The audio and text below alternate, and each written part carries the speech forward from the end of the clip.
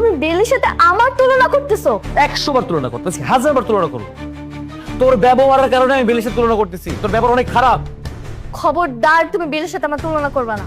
তুলনা করলে কি করবি তুই? কি করবি তুই? তোর তো বেলির থেকে শিক্ষা নেওয়া উচিত, কিভাবে সংসার করতে হয়। তোর বেলির পা ধোয়া পানি খাওয়া উচিত, তাহলে বুঝতে পারবি। কি বললি তুই? তুই আমাকে বেলির পা ধোয়া পানি খেতে বললি?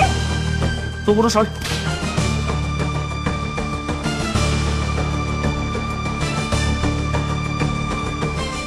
কলার ধরছিস? হ্যাঁ, তোর সাহস তো কম না। তোর মন চাইছে জুতা দিয়ে পিঠে কলার চারা খুঁজে ফেলতে। জানোর কথা কর, অজাত।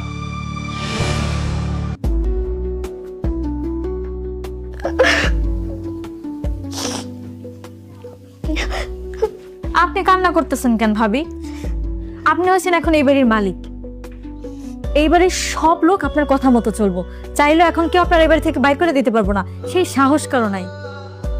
একটা মেয়ের জীবনে তার জন্য সব থেকে বেশি গুরুত্বপূর্ণ সম্মান আর তার চরিত্র। আমার স্বামীর সামনে আমাকে চরিত্রহীন বানানো হয়েছে। আমি আমার স্বামীর চোখে চরিত্রহীন হয়ে এই বাড়ি দিয়ে কি করব? কি লাভ আমার এই বাড়ি দিয়া? আপনি তো কোনো পাপ করেন নাই ভাবি, আর একজন সতী নারী চরিত্রে দাগ লাগাইলে সেটা আল্লাহও সহ্য করব না। সত্যিটা একদিন সবাই জানতে পারবো। আপনি আল্লাহর উপর ভরসা রাখেন, দেখবেন সত্য কোনোদিন চাপা থাকবে না, সবাই সবটা ঠিকই জানতে পারবো।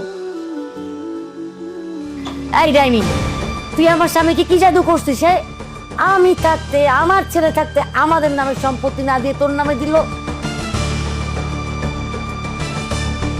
ও বুঝছি, এই জন্য তুমি বড় লোক বাড়ির বউ হয়ে আসছো না, যাতে সব সম্পত্তি নিজের নামে লিখিয়ে নিতে পারো।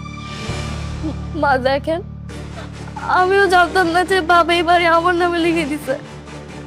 আপনারা যেমন অবাক হয়েছে, আমি তো ঠিক তেমনই অবাক হয়েছি।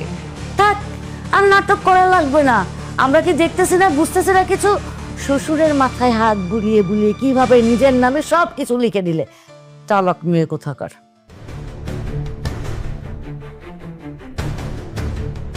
কিসে? আপনাদের সবাইকে বাবা ড্রয়িং রুমে ডাকছে। আসেন।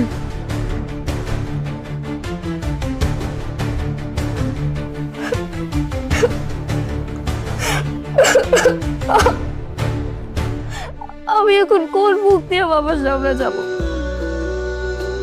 বাবার কাছে আমার নামে যে একটা মিথ্যা অপমান দেওয়া হয়েছে, আমি এখন কিভাবে বাবার সামনে যাব? আমার লজ্জায় মনে হইতেছে আমি যদি মরে যেতে পারতাম, এটা ভালো হতো।